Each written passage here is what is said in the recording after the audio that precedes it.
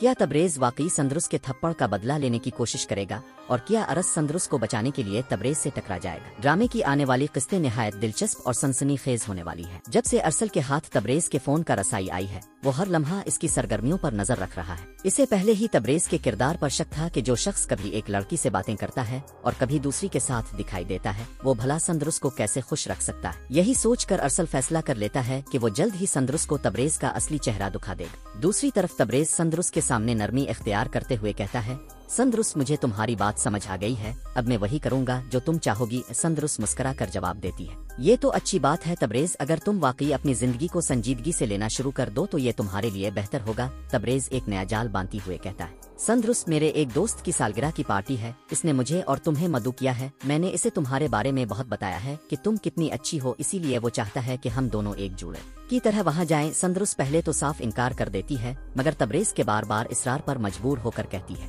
ٹھیک ہے مگر سن لو، میں صرف تمہاری ضد پر جا رہی ہوں تاکہ تمہیں شرمندگی نہ الفاٹین پڑے، وعدہ کرو کہ ہم جلد واپس آ جائیں گے۔ تبریز فوراً مسکرا کر کہتا ہے، ہاں بالکل، تم تیار ہو جاؤ۔ دل ہی دل میں الجھن کے ساتھ سندرس تیار ہو کر اس کے ساتھ جاتی ہے مگر جیسے ہی پارٹی ہال میں قدم رکھتی ہے تو ششدر رہ جاتی ہے۔ ہر طرف لڑکے لڑکیاں ناچ رہے تھے، شراب کی بوتلیں کھلی پڑی تھیں اور ماحول بگڑا ہوا تھا۔ سندرس حیرت سے کہتی ہے، تبریز یہ کہاں لے آئے ہو مجھے؟ تم نے کہا تھا یہ سالگرہ کی پارٹی ہے مگر یہاں تو سب کچھ اور ہی ہے۔ تبریز ہلکی سی مسکراہٹ کے ساتھ اس کا بازو پکڑ کر بدتمیزی کی کوشش کرتا ہے اور کہتا ہے، یہی تو دکھانا چاہتا تھا میں تمہیں۔ سندرس غصے اور بے بسی سے چیختی ہے، چھوڑو مجھے تبریز، مجھے تم جیسے گھٹیا شخص پر بھروسہ ہی نہیں کرنا چاہیے تھا، مجھے تمہارے ساتھ یہاں آنا ہی نہیں چاہیے تھا۔ اسی لمحے ارسل جو تبریز کی لوکیشن دیکھ رہا فوراً پارٹی میں پہنچتا ہے۔ جیسے ہی اسے سندرس کی آواز سنائی دیتی ہے وہ دوڑ کر آتا ہے اور زور سے کہتا ہے، تبریز، فوراً سندرس کو چھوڑ دو۔ تبریز چونک کر کہتا ہے، یہ کہاں سے آ گیا؟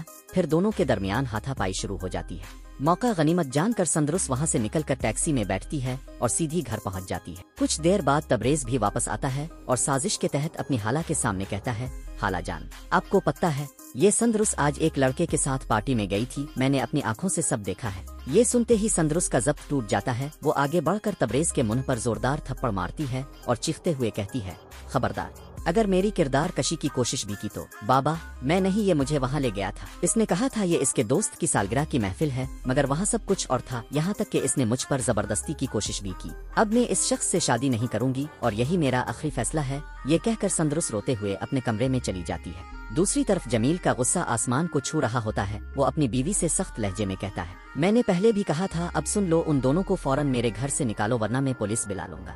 تو دوستو آپ کے خیال میں کیا شازیہ واقعی اپنی بہن اور تبریز کو اس گھر سے نکال دے گی یا نہیں؟ اپنی رائے ضرور دیجیے گا۔